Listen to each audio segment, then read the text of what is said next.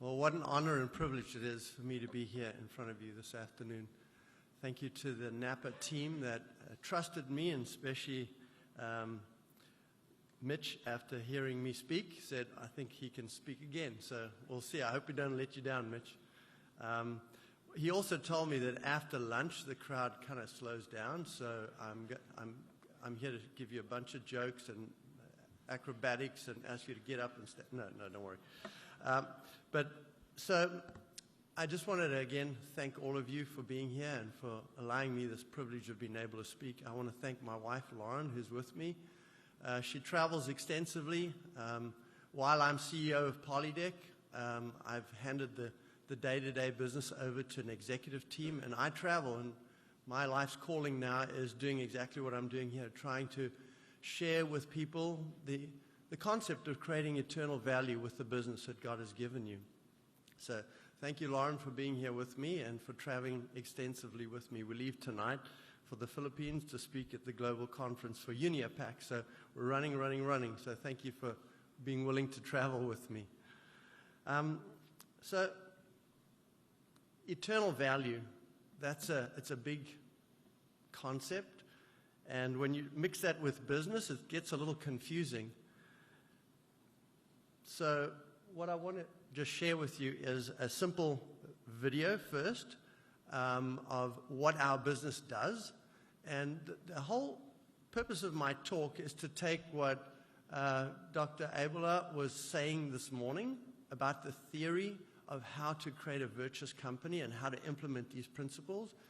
I'm here to share with you a real-life practical example of how we actually did it with 400 employees. And I can share with you the results and what happened as a result of that. So here's a little video about our company.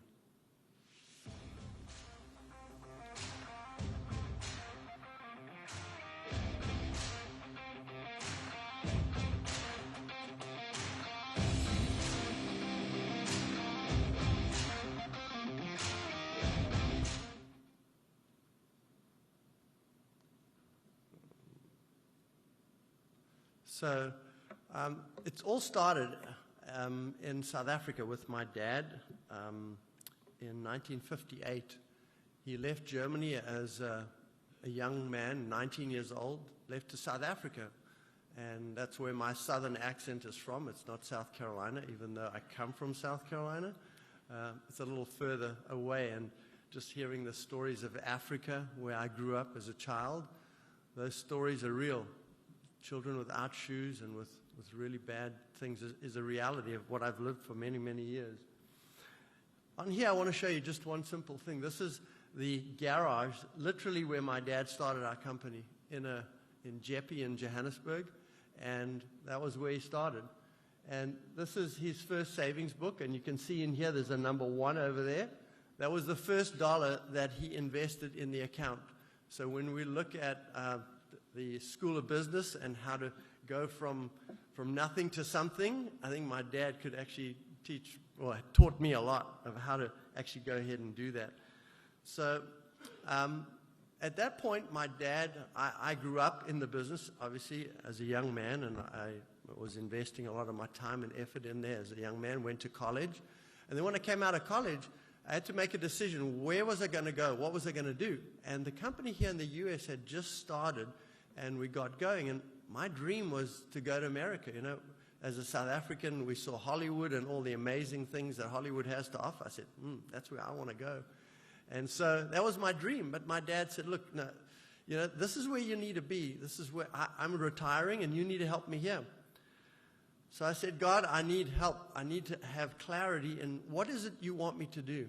And I want to show you a little picture of how God answered the question. And so one night, he and I were driving home from work, and I stopped the car at a red light, and the car drove over the front and stopped. And as the car stopped, 2 guys jumped out with AK-47 machine guns and emptied their machine gun into my car. And I want to show you how God answers prayers. You'll see over here, there's a small little hole. You see that hole? That's where the bullet went through, and this is where it came out. Armor-piercing AK-47 bullet. But I want to show you something even more dramatic than that, how God works. The bullet went through the front of my shirt and out through the side, but it did not touch me. Now you can say, well, that is a coincidence. I coined that a God incidence. And at that moment in the car, when all those bullets were flying, I just felt God's hand literally in the car with me. And I just remember afterwards saying, Lord, thank you for answering my prayer. And but if next time you could use less violent methods to answer the prayer, that'd really be cool. So needless to say, the next slide is me getting in a plane a few weeks later and saying, ciao, hasta la vista, I'm heading out of here. And the cool thing was that my dad was on board with it. And that was the problem. I could never have left without his blessing. And that circumstance created that moment for me to leave. So off I went to America and started really trying to grow the business as a young man. I was 26. Started to really grow the business and was very successful. And this is our plant today.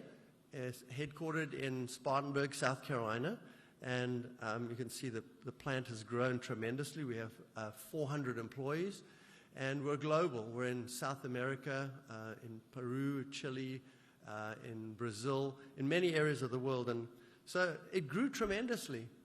And I was really excited to build a business. I wanted to show the world what I could do with my education and with my dad's business that he had so kindly given me. And off I went. And I grew the business, and it was awesome. It grew like crazy, and I was really successful in so many different ways. But then came this moment in my life when I realized that I had reached the American dream. I had been successful in business. I had a nice house, a car, and all the things that you could ask for the American dream.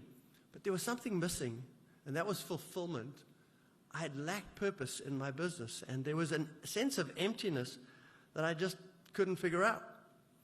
So a Duke Energy supplier was at our plant, and he said to me one day out of the blue, he said, do you feel fulfilled in what you're doing? And I said to him, not really.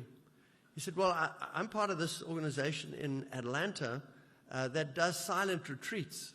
And I'd like to invite you to a 3-day silent retreat. And I said, okay, well, I got nothing to lose, at least there'll be silence. I got 4 small kids. I'll go there. I'll take my golf magazines. I'll go have a nice weekend, and at least that'll be done. Well, God had other plans. And it was kind of a Damascus moment for me when God really knocked me off my horse to help me realize what was really important. And this was kind of the moment that I realized that I was off track. Father said to me, I want you to write down what you worship. And I thought, oh, that's easy. I worship God, right? So most of us could say that. But he said, I want you to take a pie chart of where you spend your time and your resources and divide that pie chart up. And that's when the rubber hit the road, when I realized I was spending all my time selfishly on me. There was a small slice for God on Sunday. I'd go to church, small slice for business, small slice for the other parts of my life. But it was really all about me. And during a moment of adoration, there was an adoration chapel at the retreat center. God just spoke to my heart. It was like 2 o'clock in the morning. And he just literally shook me like a dog. And I fell off the horse like a Damascus moment. And I realized there was more to life, something more that God was calling me to. And I realized that I was a submarine Catholic. So basically on Sundays, I had all show. I was doing the Sunday thing with my family. But when Monday came, my submarine was diving. And there was nothing in my work life that was visible. So it's a bifurcation of my lives. There was 2 separate lives, the Sunday life and then the work life. And I said, I can't live like that. A really cool sort of analogy would be with my wife. Can you imagine what would happen if on Monday morning, as I'm leaving out the door, I take my wedding ring off and lay it on the counter and say, honey, I'll see you tonight? How do you think that would end? Not well. Lauren, if you get to know her, really not well. But why was it okay that I was doing that with God? I was doing exactly that. I was taking everything that I had learned and seen on Sunday, and I was stripping it, going into the secular world. And God wanted more from me. What He called me to in that retreat, in that silence before the Blessed Sacrament, God helped me to realize, I want you to use the business to create eternal value. And I just struggled with, how do I define that?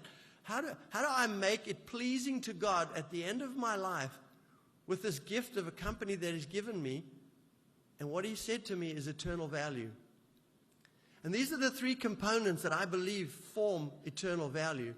And the first two are the most important commandments. Love God with all your heart and love your neighbor. But then there's another commandment. When Jesus left the earth, He gave us the Great Commission. And He said, go to the end of the earth and share the good news.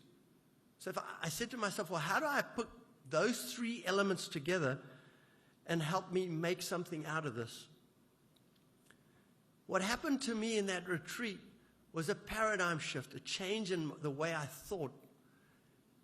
And the story of the Good Samaritan was the one that most simply and clearly defined for me what my mission statement was. If you look at the Good Samaritan story in terms of a business guy like me, many of my employees were laying in the ditch. And I was stepping over them like the Levite priests. Stepping over them to get to the almighty dollar, to what I was wanting to do, where I wanted to go. I was using people to live my American dream. I was using people instead of enriching their lives. During that retreat, I realized that people are not just people, they're souls. When you see them as a soul, that Good Samaritan, when he saw the guy in the ditch there, he didn't just see him as a human being, he saw him as a creation that God had put in front of him to enrich his life. And what did he do? He used his resources. He used his donkey. First thing he did, put him on a donkey. So I said, you know what? I got lots of donkeys in my plant. Cars, machines, all kinds of stuff that could qualify as donkeys. How am I using those? When he took him, he put oil on him and ointment to heal him. How was I doing that? Was I identifying those people with different wounds? And was I treating them? No. And then the next thing he did was he took him to the inn, to professionals that could help this person recover this tragedy that they'd experienced. And then he left. He went on to do business. So doing business is okay. But what did he do? He came back. Why? Because he cared. And that was my biggest challenge. I did not care about these humans that God had put in my care. So how many people were in the ditch at my company, at Polydeck? I had no clue. I had no clue of any problems that were going on in people's personal lives. So it was a huge eye-opening experience for me. And during that retreat and the weeks that followed, God helped me to realize a few things. And I want to use this FedEx logo as an example for a second. If you see the FedEx logo there, there's an arrow, a white arrow embedded inside the logo. I don't know if many of you can see it, but there's a white arrow. And I'm going to show you, and some of you will go, the ones that are honest, and the others will say, So you'll see over here, see the arrow, and it's pointing that way? Now, that is a paradigm. You can't unsee that. Now that you've seen that arrow, every time you see a FedEx logo, you'll think of me. No. You will think of this talk, hopefully, but your eye will automatically go to the arrow. That's called a paradigm. What God had revealed to me in that retreat was something I couldn't unsee. I just couldn't unsee it. And I hope that what I share with you today will be something that helps you see business in a slightly different perspective. So the things that really struck me, firstly, was I didn't own the business. Many times when I speak to groups like this, people say, No. I have a share certificate and has my name on there and says 100%. I own it. You know what? You don't. God has given to you as a gift. And if you don't believe the company is a gift, He's given you your talents, your intellect, your abilities, your relationships, your education. He's given to you as a gift. And if that's the case, if the company is a gift, we are not owners, we are now stewards. And it's the great parable of the talents, right? When God gives us talents, He's going to come back and ask, what did we do with those talents? And that's the kind of thing that struck me. I don't think God, when I end my life, He's going to ask me how much money I made. Well, how much do you have in your account? I don't think He's going to ask that. He's going to say, how many people's lives did you enrich with the gifts that I gave you and the platform that I gave you as a company? Those 400 souls and their family members and your competitors and. What about all those people? And so it was a huge paradigm shift for me. And the last one was, the company I have is a platform for ministry. I'm here to live out that third part of the call that I had, was to share the gospel in a non-confrontational way that enriches people's lives in their moments of crisis. That was what I was called to. So sitting at that retreat, I said, God, well, I really need clarity. And Mark Twain says it really well. There's two most important moments in your life. The first, the moment you're born, and the second is when you find out why. That's purpose. What is your purpose in life? And so I come back from this retreat, and now what? Now I have a real company, and I have real problems, and a real life, and real customers, and real challenges. How do I take what I've just learned, this new paradigms, and apply them? So the first thing, I sat down with my executive team and said, guys, I've been on this retreat, and we're going to change a lot of things here, and we're going to start putting God first, and we're going to put Him in the center of our business. And the team looked at me and said, what kind of retreat did you go on? Where did you go this weekend? And it was a huge thing for them. So over a period of about 3 months, I know this is one small document, but it took us 3 months to create this simple piece of paper. And I want to just run through the fundamentals of it. The first one is, we had to define Polydeck is a company founded and run on Christian principles.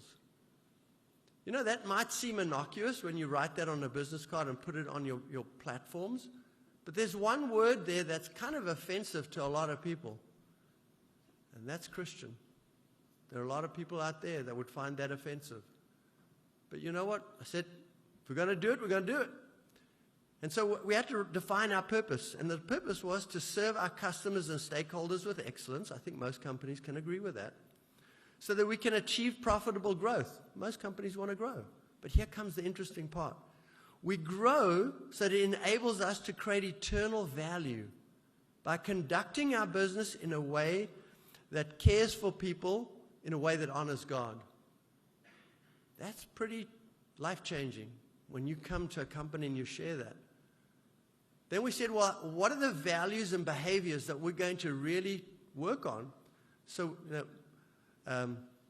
Dr. Abela, you were speaking all about virtues and values and all those important things. This is where we started to put the rubber meet the road. On a document, on our website, this is what we stand for. And so we did. So we created this small document. So it's easy to create that document, you and a few guys inside a room, right? How do you make this real? How do you create this to be the guiding light of your business? So I decided, and on your tables, you'll see this little red card. This little red card on the front says I'm the CEO of a company, but on the back side is what was life-changing. And on the back side of the card is exactly what's up on the board there. Okay, so that's one thing. But now I went and I called all the sales guys. We've got 50 sales guys around the world. I called them all together and I said, guys, we're going to put this on our business card. And they looked at me and said, Peter, I think it's an awesome idea. What we suggest is we have 2 cards. one with and one without, and allow us, we're the sales guys, we know what we're doing. We'll decide how to do this. I said, guys, there's no leeway. We're going to do this. And so they challenged me. And they said, well, why don't you do it first? Why don't you go do it? And so the scary thing for me was I had to now make this public. And I had to do it two ways. One is I had to make it public within the company. So I decided to consecrate the company. And you'll see there's a picture over here. This is our shop floor. You don't see all the machines, but on the side of the building there's a whole bunch of injection molding machines and welding machines that we have. We set up, in the center of our manufacturing facility, we had Mass. And we consecrated the company, and you'll see over here, to the Sacred Heart of Jesus. And this is our Father Peter Devereaux was there. And this is our chaplain. We have a corporate chaplain at our company to be the spiritual director of our employees. And we had the Sacred Heart of Jesus handed to me. And that was life-changing. Can you imagine going back to your company and doing this? It's kind of scary. Then the next moment was I going to go public with this? Would I go outside of the company? This is where the courage to go public was. And at that moment, the analogy I can draw was almost like standing on the edge of a cliff and looking down over the edge of the cliff and saying, God says if I jump, I'm going to be okay. But the practical reality is I don't have a parachute on, and it's a long way down, and there's a real good chance I'm going to get hurt. And it's at that moment that the rubber meets the road. And I just prayed, and I had the Holy Spirit in me from that retreat, and I had a clarity and a determination to follow with God's calling on me, that I said, Lord, if you're the master of the universe, and I go public with this card, I don't believe that you will desert me. And I jumped. I jumped off the edge of the cliff. And I want to show you how. So the sales guy said, look, Peter, you take the card. And off I went, and some of the largest clients we have are in Indonesia. Many of you may know, but Indonesia is 95% Muslim. So can you imagine going with this card to the largest Muslim client in Indonesia? That's where the rubber meets the road. That now it becomes real. Now it's not just talk anymore. Now it's my company and what I think is my company, but is it really God's company? That's where the rubber met the road. And so I jumped. And off I went, and I never forget, I got to site, it's on the other side of the world, and handed my business card to a prospective client over there, and I shoved the card over the table, but made sure the backside was not showing. At least I could say, God, I did give it to him. And so we walked around the plant, and it's a very, very large copper and gold mine. And at the end of the tour, we'd had some test equipment in there that was doing pretty well. And he said, let's go home. And he took me home, down to the barracks. And halfway down the mountain, he said, Peter, I read your business card. And I'm like, oh, here we go. And he said, I just want to tell you that the values you have on the back of those cards is awesome. He said, I share those same values. And I'm looking for a company that is ethically aligned with our company. And you spoke of it earlier, Doctor, there's 39% of companies you mentioned that actually do live ethically and the rest don't. So he was looking for validation of were we an ethical company. And he said, you have a lot of courage to write this on a card. So you've got to be willing to stand behind what you've said. And I said, yes, sir, I'm ready to do it. That night he took me to his house. And I had dinner. And we spoke about faith, family, and values. Just an incredible moment. And you know, he was on a little mat when we got home, took his shoes off, and he and his family prayed together. They do that 5 times a day. And I thought to myself, who am I to judge this person do I pray with my family 5 times a day?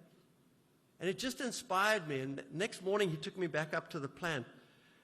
And we got into a big conference room, and he got all these people together. And he said, Peter, I've given this a lot of thought.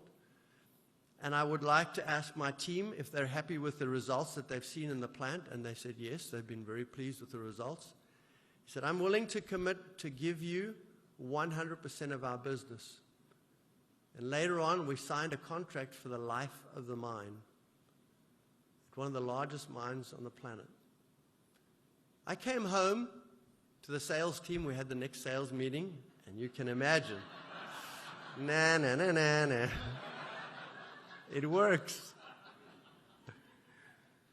But that was God just standing behind me and just saying, I've got your back. If you're willing to go public, I will go public for you. And I can share hundreds of stories. And actually, there's a little book that's in your bag called the business card. This card is filled with about 25 miracles that I cannot explain, other than the master of the universe said, I got your back. And it's there in there. I have time to share all those with you. But if you want a short read, it's about a 2.5 hour read. Actually, it's a weird little book that my 5th grade or 6th grade English teacher said, your English sucks, and I don't think you'll ever write a book in your life. Well, unfortunately, she's not around, but I'd love to show this little book. So that was cool. So, but now we've done this. How do I make this part of the company? How do I make this the DNA of our business? Yes, it's one thing to have it on a card. It's nice to have it on the wall in your website, but how do you drive this new way of thinking down to the janitor? That was my question. How would I make the janitor feel that he's loved by God and by us as a company? And so it was an interesting journey. What I wanted to do in previous talks this morning, you guys all spoke about leadership and engagement and empowerment. It's kind of what we did. I said, if I'm going to drive this culture through the business, I've got to get every employee engaged. So we went to the company, and I asked them to pick one employee from every department across the business and to put them on the so-called caring team. We then had to put our money where our mouth is. And just as our Lord says to us, I want you to tithe, we tithe to this. We give 10% of our profits into this fund. And we ask these employees to spend that money and to help create a culture of caring within our company. One of the programs that these guys started, we spoke earlier this morning, how do we help employees live out these new values and virtues? One of the things that they came up with, they said, Peter, I think we should start this program called I Caught You Caring, where every employee who's caught caring through an act of kindness or charity to another employee, they write a little note and they drop it in a box. And at the end of the month, the caring team will look at it, decide which of them are authentic, because you've got to make sure that there's authenticity behind it, because there's a prize that they get.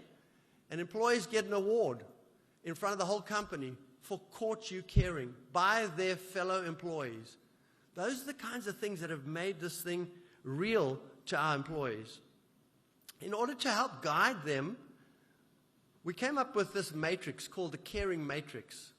And what this is a way in which to spend their funds, that 10% of our profits, how to spend those. And what we decided to do was on the vertical thing, you see there the employee, the employee's family, and the community. And they decided to give 60% to the employee, 30% to their families, and 10% to the community. Then we said, okay, how are we going to spend this money?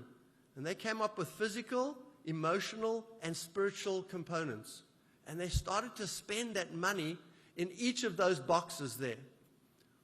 And if you're sitting here asking yourself, well, okay, I think I'm running a company the right way, this is a great tool to use to say, do you have programs that your employees value and will build their lives in each of those boxes? And there are 9 boxes. And the question is, how do you decide what goes where in which boxes? And this caring team does an incredible job.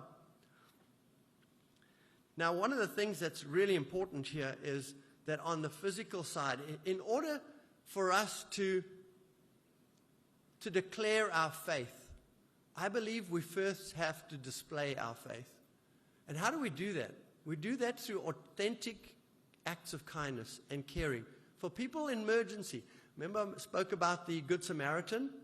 Now was my chance to go find the people in the ditch, the people who were struggling. And so we looked. We got the team to start looking, to reach out to employees, to ask them what is issues going on. We hired a corporate chaplain, and his job every day is to walk around the plant and give what he calls a moment of encouragement, where he'll speak to every employee and say, how are you doing? How's your family? How's this? How's that? And guess what? Most of the time it's, hey, I'm cool. But there's a time where he says, Bob, how are you doing? And a tear will run down. And there'll be a crisis going on in Bob's life that no one would have known. But now we have a team of people that is just like, most companies have a customer service department. We have an employee service department, employee care. And their job is to find out when employees are in moments of crisis and to pour out these funds in practical ways to enrich their lives. And I'll give you some of them. For example, there's a home repair fund. We used to go out into the community and repair homes for people. Now, employees said, well, a lot of our homes are broken. We're blue-collar workers, welders. Our homes are broken. So we said, okay, let's start a home repair fund where employees on a weekend will donate their time, money from the caring team, and we'll go repair homes, single moms, people, elderly people, all kinds of homes we started to repair. A car repair fund. A lot of our employees were getting tardiness because, why? Their cars would break down and they couldn't get to work on time. So we started a car repair fund where the employee and their spouse get their car repaired, no charge. They call an 800 number and we'll pick them up and we'll repair the car. So those are things that are really cool. We have, for example, marriage retreats, scholarships, single parent support. We have a lot of single parents in our company. Training and education. There's one that's really near and dear to my heart. It's called addiction recovery. In the beginning, when I found the pre-retreat Peter, if you want drugs in Polydeck, I don't need you. You're a waste of time. You're a liability. You're gone. But now, if I look at them from the new eyes, they're a child of God and they're a soul. I have a responsibility to help. And so one of the cases was a guy was sleeping under the machine, actually one of the janitor. And so they brought him to the team and said, hey, this guy is not working. And so we have what we call a moment of encouragement for them, and we do a caring intervention. So instead of just firing someone now, we have a caring intervention, and we ask, what is going on in your life that has caused this change in behavior? In this gentleman's case, he was in drugs, serious drugs, and his life was upside down. And we offered him to go to a rehabilitation center that we paid for. We paid for 3 months of rehabilitation, and during those 3 months, we took care of his family. We cut his grass, took care of his children, helped them get to school.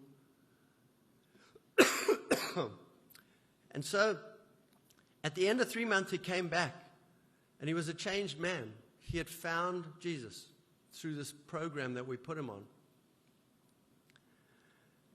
It was a wonderful event, and everything was great, but the story didn't end there. It was about 6 months later, our company goes out to the local soup kitchen, and we help people in the soup kitchen. And this little boy came up to me and hugged my leg. And I said, hey, buddy, how you doing? He said, sir, I just want to say thank you. And I said, thank you for what? He said, I just want to tell you, thank you for helping my dad. He stopped beating my mom, and he now takes us to church on Sunday. Can you imagine that as a CEO, my eyes were closed, and now I have the eyes of Christ, like Mother Teresa. I saw Christ in this man. And so his life was changed. Years later, about 15, 20 years later, I'm sitting at a restaurant at a Denny's in town.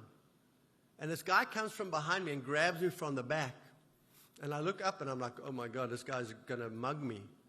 He says, do you remember me, sir? I said, no. He said, I'm Marcus. I'm the young man whose life you changed by helping my dad.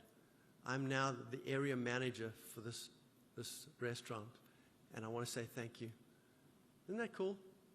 That's what it's about. That's what the real definition of a CEO is. It's not how much money we make. It's how many people's lives we change and impact for the kingdom of God. There's a saying, the Pew Institute did some research, and they found that in the United States, roughly 70% of employees don't go to church. So if that's the case, how do they become people of faith? The Pew Institute did a research study, and they said that 80% of people over the age of 18 who come into a relationship with Christ do so in a moment of crisis. So that's what this whole program is about, is finding people in moments of crisis, helping them grow emotionally, physically, and spiritually with the hope that they find God. And that's what this EROI is for. All of these programs down here are really cool. They're nice. They're caring. But there's a bigger purpose.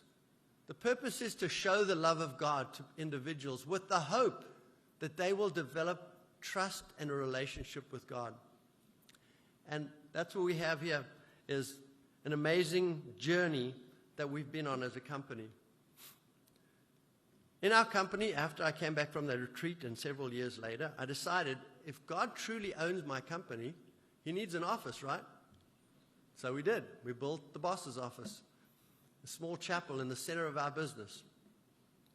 And this is where our chaplain meets with our employees when they're in these moments of crisis, when their lives are upside down, when they need help. He meets with them here.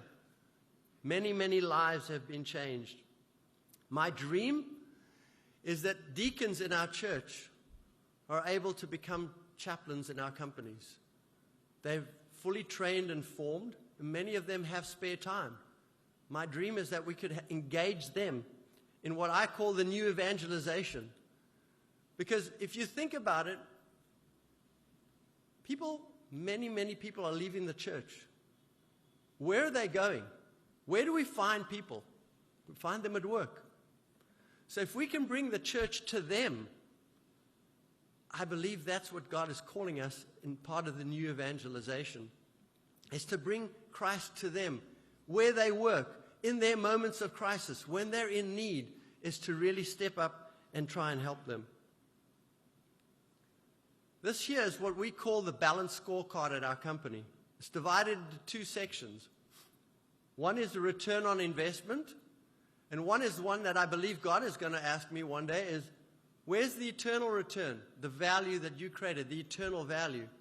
So we started to define, what does that mean? What would God have us do well at, the scorecard?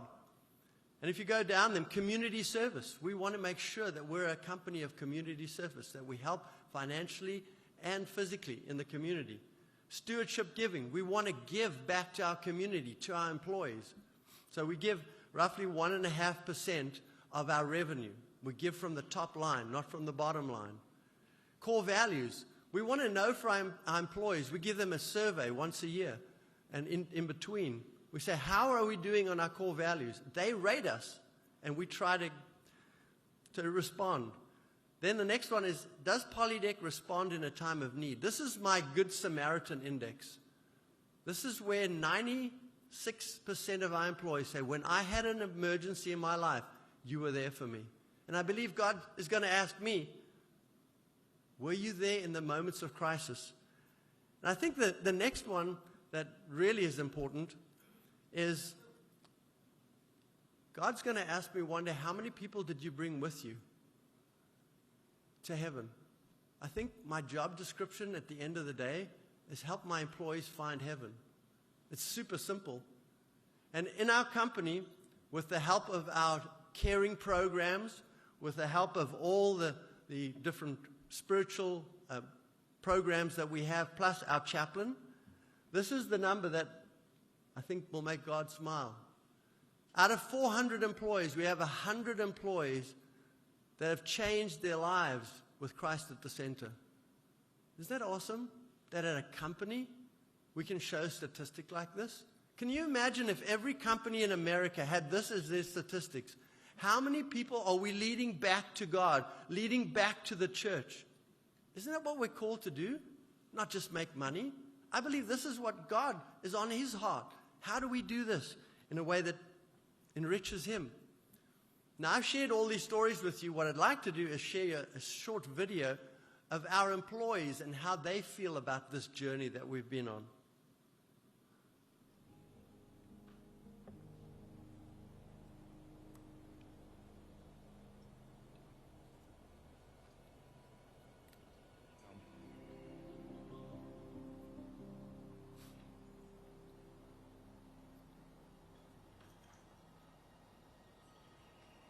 In order to communicate this new journey we're on, we created what we call the Polydeck Way. And that is caring and performance. And they both have to coexist in a company, because one without the other, the house falls down. So we formed a caring team to help care for their fellow employees in a way that was meaningful for them. At Polydeck, we walk alongside people through the long haul. When people come to work, they bring their whole selves. And life is sometimes hard and things happen to people. So we get to deal with people in the way that they work, but then also in the way that their life impacts the greater community.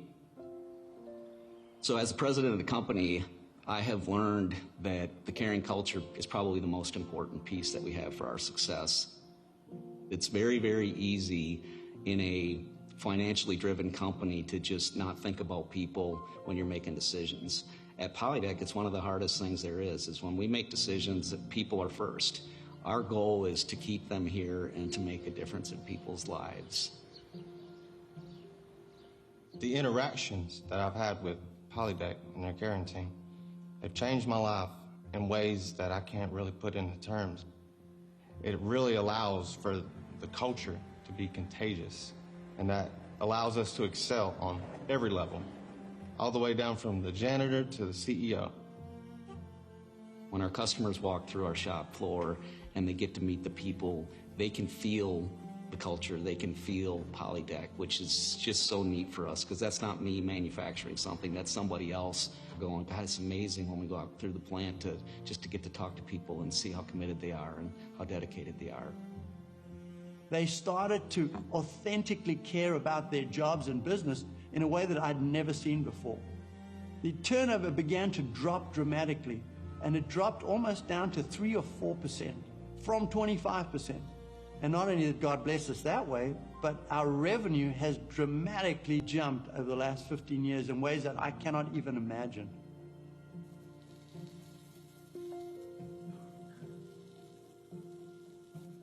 Hey, big guy. Oh, you got it. Got these small gloves on. Small gloves, big hands, sir. but a big heart. Yes, sir. Right? To me, Peter, he's not think about that money. He think about care, think about love people. He's big heart. That's why I think even our religion different, like Christian, Buddhist, Muslim, or whatever. Peter don't mind to help and care and respect. Make a Polydeck workplace awesome. People come together here, and the teamwork, you know, the family, it's unreal, and that comes from the top down. At Polydeck, Peter has given us the freedom and the opportunity to help others and serve others. What happened here at Polydeck was miraculous, and our success story became known in our community. And people wanted to know, how did we do this? And so we formed His Way at Work as a 501c3 to help encourage, inspire, and transform the culture of their companies with God at the center. My whole life, I felt like God's purpose for me was to help people become more than they ever thought they could. And so here, it's just about loving people, and that's what we do at Polydeck. You realize that what you're doing has an impact now, but more importantly, it has an impact for eternity.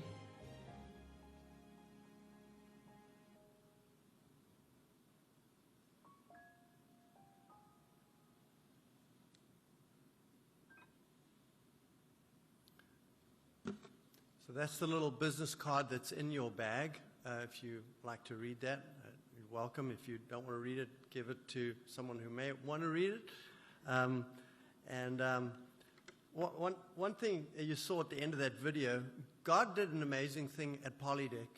He used my heart, once I'd opened it, to turn our company into a laboratory of caring. Dr. Abela, you spoke so eloquently about all the different processes and ways to change a company. This is a real-life incubator where we lived it and we turned people's lives, 100 people's lives around. And as a result of that, people would start coming to me and say, well, how did you do that, Peter? I'd like to do the same thing. So His Way at Work was founded as an organization with a simple mission to inspire and empower business owners to transform their workplace with God's love at the center.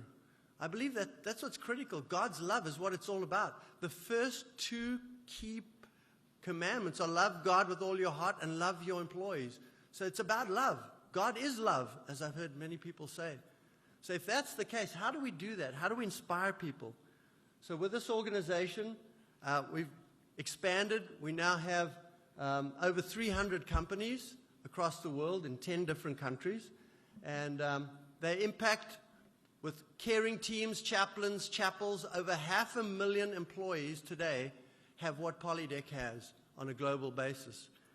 And it's an amazing journey that we've been on, and just a ride that I can't even imagine. Here's a picture that recently was taken at our international seminar in Mexico, where every one of those is business owners from around the world who've gone on to this new way of doing business, God's way, of eternal value creation and impacting lives. Each one of them has stories just like I do. Each one of them can write a book of how lives have been changed, families. Isn't that awesome? If we could do this in companies across America, I think we'd have a different country. Things would be different. A few years ago, I was very humbled to receive the Benementia Award from our Holy Father, and I never forget looking in his eyes. He said to me, Peter, God saved your life for a reason. And I want you to go across the world and create communities of love and companies across the world. And when St. Peter's descendant tells you that in your eyes, it's life-changing. And that's the reason I'm here, to share the story with you with the hopes that you'll see a glimmer of what could be possible in this world. What we do as an organization is we formed here in the United States the Association of Consecrated Companies. And what we do is we go to parishes across the country and we invite the parish priest to invite their CEOs and business owners to an informative evening in which we pray a video. And then we do a consecration mass at which they consecrate their companies. And the word consecration means to set something aside for a holy, eternal purpose. And if that's what we do with our companies, isn't that awesome? And then once they've consecrated their companies, we have a chapter meeting once a month where they attend a meeting and talk about their faith, their family, and this journey to become a little bit more like what you've seen Polydeck become over time. We have teaching methods that we coach them if they're interested. We'll come beside them either online or in person, and we'll help coach them and guide them on their journey. And this is where I'd ask you, kind of as my ask for this presentation, is each of you belong to a parish somewhere. Would you be willing to help us to identify a leader at your parish that would be willing to watch the videos. That little thing up there is a 7-part video, and it's very, very well done. And then for them to attend a consecration Mass. Once they've attended the Mass, to join this association of consecrated companies, and then to attend the chapter meetings once a month and learn and implement as a group to talk in, one of the things as Americans that we're alone as business owners. We don't have companionship. It's lonely on top. And this is a way that 10 to 20 CEOs get together in a parish and talk about these issues. How do I create more eternal value in my business? And that's what we're hoping to achieve through this journey. And I would just pray if Lauren and I at a little booth outside there, would love to hear from you. If you can help us, if you think your parish or parish priest would be open to this. We've done 40 parishes across the country so far this year alone, and consecrated almost 300 businesses that are on this journey to this. So I just thank you for your time. I thank you for allowing me to be here. And this is the video series that helps understand what consecration is and how to implement it in your business. So thank you very much for your time.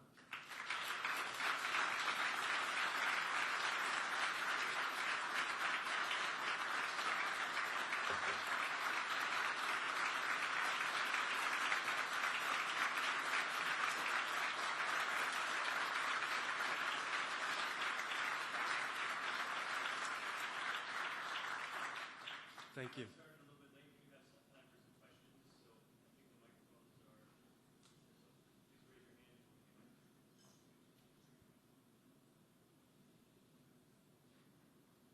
Yes, ma'am.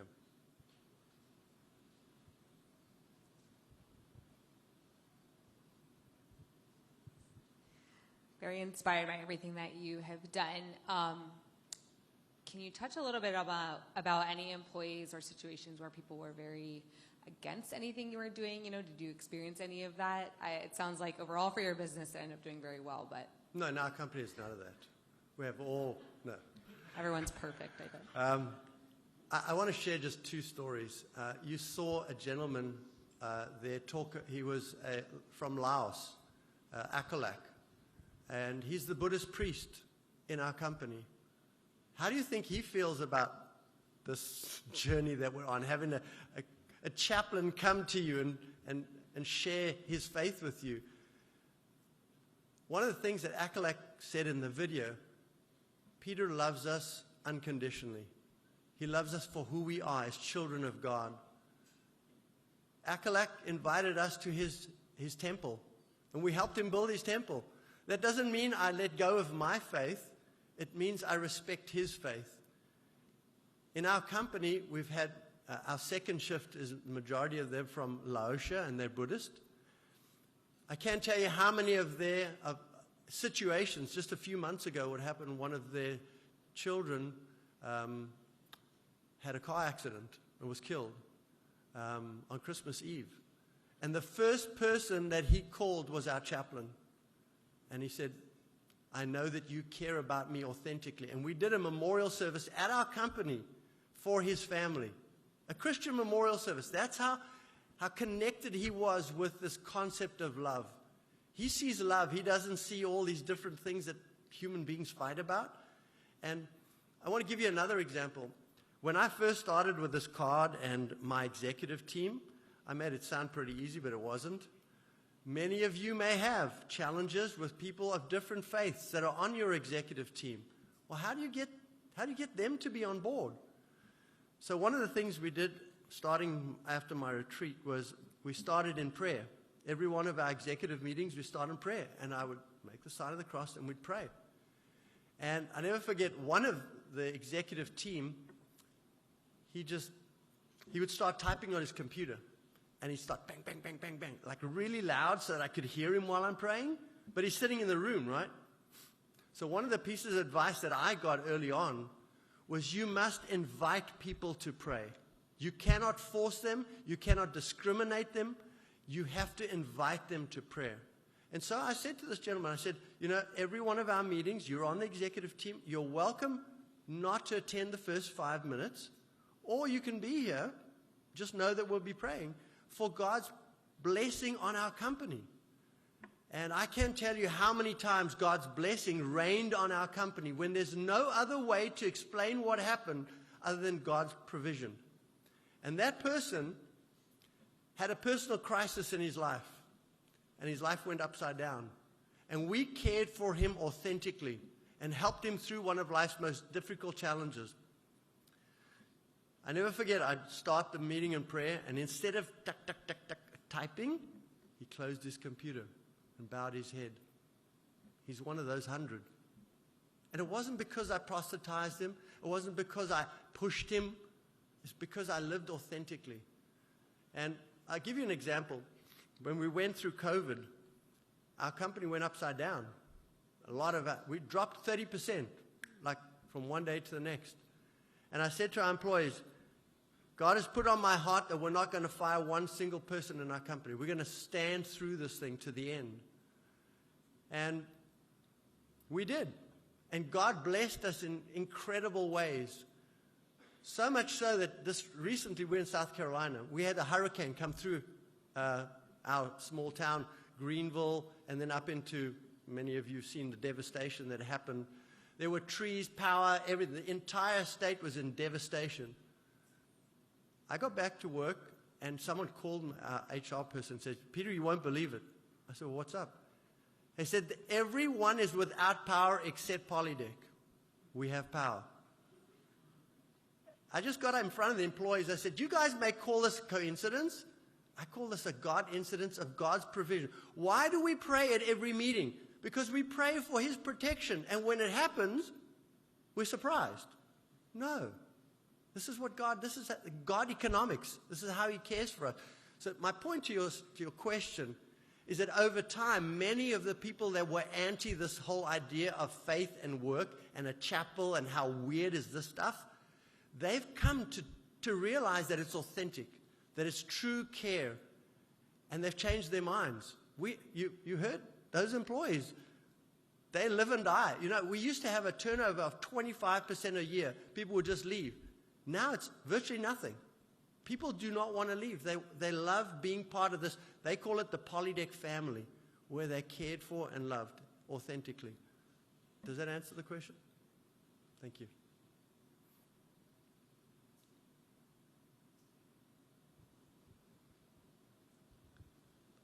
I'm wondering if any of the companies that you've, this 300, are they companies where you have big ownership bases or public companies? Have you ever had any? So that's a great question. We have coached companies all the way from 17,000 employees down to 3. The majority of them are family-owned, closely held companies where the owner can have that influence, right? There is an exception, and that is Coca-Cola Consolidated out of Charlotte. Go look at their website. Frank Harrison, someone I know very well, has helped through my journey of 15 years. He's been beside me all the way, and we've helped coach him. He's helped coach us. And they have, I think it's 11 or 12,000 employees, and their mission statement is, we honor God in all we do. It's a publicly held company. So it is possible. It's very difficult, as many of you in the financial world here, if you walked into Wall Street and said, okay, we're going to say God owns our company and blah, blah, they'll be like, whoa, out with you. But, it's situation specific, and it's living your faith authentically to convince the other board members or owners that this is good. The cool thing about this, and I think, Doctor, you mentioned it greatly, if we live according to God's principles, our companies become more profitable. They have more purpose. They're more productive. Employees feel cared for. Why would a company not want all those benefits? It's stupid. Just do it. That's what I tell people, but they don't always listen. But one quick question I just want to answer is, there are 6 main reasons. I give many of these talks. I've given hundreds of them. And at the end of the talk, people generally are very committed and excited, and they leave. However, less than 5% of them actually do something. I'm hoping this group is going to be very different. Just kidding. There's 6 fears that stop people when you leave here and you say, well, I can do that. If Peter can do that, oh, well, I think I can do that. There's 6 things that stop you from doing it. Number 1, the moment you leave here and go back to your business, the devil throws challenges at you. There'll be a labor crisis. There'll be a financial crisis. There'll be something at your business that will be more important than putting him first. It'll happen. Second thing that'll happen is you're afraid you're going to be sued. What about my employee that is LBGQ, whatever the thing is? What about them? How are they going to feel? Will they feel threatened? Will they sue me? If you do it the right way, those fears are far-fetched. The third one is, what will my employees think? You saw. Initially, it was a struggle. The next one is, what will my customers think? You saw what our customers thought of that. The next one, what is it going to cost me? You think in your mind, if I'm going to have these caring programs and spend a lot of money, I'll never get it back. Do you know the biggest fear when I put 10% of our profits into this caring fund? I thought to myself, God, I love you. I know you've asked me to do this, but I'm telling you now, in the first 2 days, that money's going to be gone. And you know, the opposite happened. They developed programs that cost nothing. Absolutely nothing. And then it gained momentum, and eventually it got to the point where people trusted it, and they started to spend the money diligently and carefully on all those different programs that you saw. And then the last reason why people don't want to implement this, and I shared that as a question earlier to Dr., was the question, I'm not worthy. I felt that. I had to go to my spiritual director and say, I'm an imperfect man.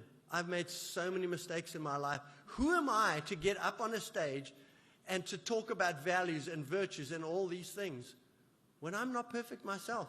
So the devil wants to lead you into the place that, nah, you're not good enough to do that.